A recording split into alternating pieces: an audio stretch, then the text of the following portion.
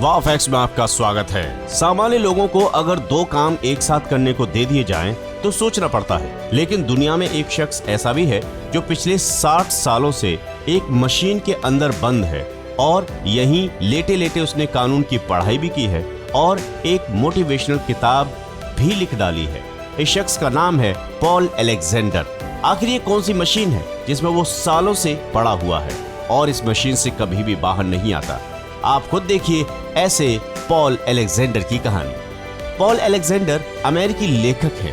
वे पिछले 60 साल से एक मशीन के अंदर बंद हैं और यहीं लेटे लेटे उन्होंने एक किताब तक लिख डाली है। सन 1952 से ही पॉल अपने आप सांस नहीं ले सकते थे। उन्हें सांस लेने के लिए आयरन लंग का सपोर्ट लेना पड़ता है। उन्होंने इस हालत में भी जिंदगी से हार नहीं मानी और अपने अनुभव से लोगों को मोटिवेट करने का सोच लिया। उन्होंने अब the man in the iron lung नाम से एक बुक लिख डाली है। आखिर कौन है पॉल अलेक्जेंडर? पॉल अलेक्जेंडर को 6 साल की उम्र से ही पोलियो हो गया था। पोलियो होने की वजह से उनकी जिंदगी मुश्किल में पड़ गई। इसी बीच उन्हें दोस्तों के साथ खेलते हुए चोट लग गई। उनका चलना फिरना और खाना पीना भी मुश्किल हो गया था। पोलियो की समस्या बढ़ने के बाद फेफड़ों में भी दिक्कत आना शुरू हो गई और उन्हें सांस लेने में धीरे धीरे बहुत ज्यादा परेशानी होने लगी। अब डॉक्टर्स के पास उन्हें आयरन लंग्स में रखने के अलावा कोई दूसरा चारा नजर नहीं आया। पहले तो डॉक्टर्स को उम्मीद थी कि वयस्क होने के बाद उनके फेफड़े काम करने लगेंगे, लेकिन ऐसा हुआ नहीं। अब पॉल की उम्र 75 साल हो चुकी है और वे पिछले 60 साल से इसी तरह जी रहे हैं। जटिल बीमारी नहीं डिगा पाई हौसला। जी हाँ, पॉल अलेक्जेंडर के लिए आयरन लंग्स में रहकर हिलना डुलना भी मुश्किल होता था, लेकिन उन्होंने हार नहीं मानी। मशीन के अंदर रहकर ही उन्होंने कानून की पढ़ाई पूरी की। आपको जानकर हैरानी होगी कि उन्होंने कानून पढ़ने के बाद अपग्रेडेड व्हील चेयर की मदद से कुछ वक्त तक वकालत की प्रैक्टिस भी की थी। आखिरकार उन्होंने अपनी जिंदगी से जुड़ी किताब लिखने पर ध्यान लगाया। पूरे 8 साल में कीबोर्ड को प्लास्टिक की स्टिक से चला कर ये किताब तैयार कर डाली। उनके लिए ये आसान बिल्कुल नहीं था, लेकिन अपने हौसले से उन्होंने दुनिया को अपनी आत्मशक्ति का परिचय करवाया। और अब बात करते हैं सोशल मीडिया की। सोशल मीडिया पर अलग अलग तरह के मुद्दों को लेकर तरह तरह के ग्रुप बनते ही रहते हैं। व्हाट्सएप पर ऐसा ही ग्रुप आत्महत्या के तरीकों पर डिस्कशन करने के लिए बनाया गया है। इसमें मौजूद 4 लोगों की मौत के बाद पूरे ब्रिटेन में दहशत फैल गई है।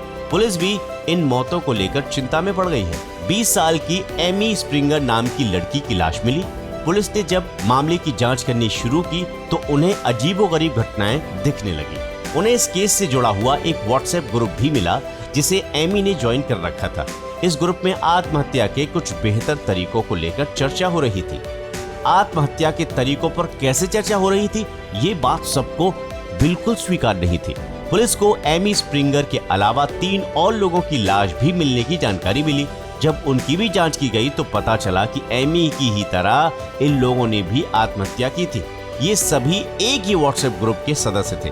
एमी स्प्रिंगर के साथ इन लोगों ने भी व्हाट्सएप ग्रुप पर सुसाइड के तरीकों पर चर्चा की थी। इसके बाद ही इनके मरने की सूचना पुलिस को मिली। सभी आत्महत्याओं के तार जुड़े हुए देखकर पुलिस भी हैरान है। आपको बता दें कि मरने वाले सभी लोग आत्महत्या की और उससे जुड़े हुए तरीकों की ग्रुप में बातचीत काफी दिन से कर रहे थे। एक तरफ जहां हमने आपको बताया एक ऐसे पॉल अलेक्जेंडर के बारे में जो एक मशीन में कैद होने के बावजूद भी कितना मोटिवेटेड है, और दूसरी तरफ उन लोगों को जिनके हाथ में व्हाट्सएप ग्रुप होने के बावजूद भी उस पर वो सुसाइड करने का डिस्कशन करते हैं और अंत में मारे जाते हैं।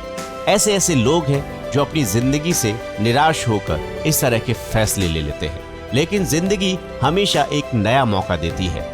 हर एक नई सांस एक नई उम्मीद के साथ आपके अंदर बह रही है। हर एक नया दिन नई किरण के साथ नई जिंदगी लेकर आता है।